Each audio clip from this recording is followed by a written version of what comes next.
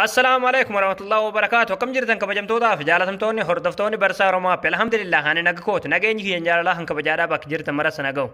دعوتن كيا باغا مدن نمون ايمون كيسن بيس غرغرادا سنتي في دوران سنيشه يوكين نمون ايمون كيسن بيس غرغرادا سنتي في دي سنجيك ايمو اك فايده من الله ايمو سنجي بسيسه چودا فيديو راخنا كيسات ايمو بيكسر راغل كلو تاي ايمو فري ايمو وان توكو بيس توكل سنتي هنفنه اسنيف قبر فيتين جرا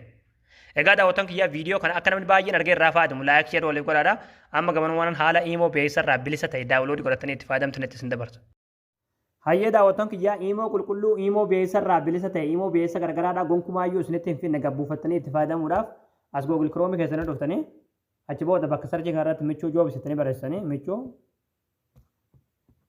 joobis achi booda sarchi goosiftuu achi booda asirratti michuujobs.com fajoo irratti yeroo tokkoof kilikni gootu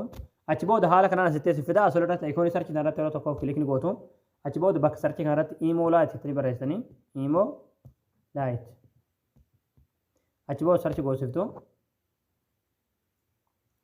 achi booda haala kanaa suuraa kana isinii fida jechuudha suuraa fakkii yuutuubii ofirraa qabu kanarratti yeroo tokkoof kilikni gootu hayyee daawwattoon kiyyaa achi booda imichi gabbuufachuudhaaf asirra suuta gadi ni deemtu suutumaan gad deemtu gaduma deemtan gadhumaati gaduma deemtu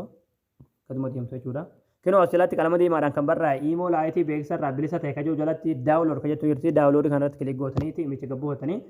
ergaa gabbuufatanii raawwattanii booda jechuudha akkuma iimoo kaanidhaa ni baratanii jechuudha lakkoofsa keessanitti guutanii gonkumaayyuu beeksisa irraa bilisa ta'aadha iimoo qulqulluudhaa itti fayyadamaadhaan isin jaa egaa daawwattan kiyyaa viidiyoo kan akka namni baay'een argee irraa fayyadamu laayik sheer waliif godhaadha waan hordoftaniif galatooma.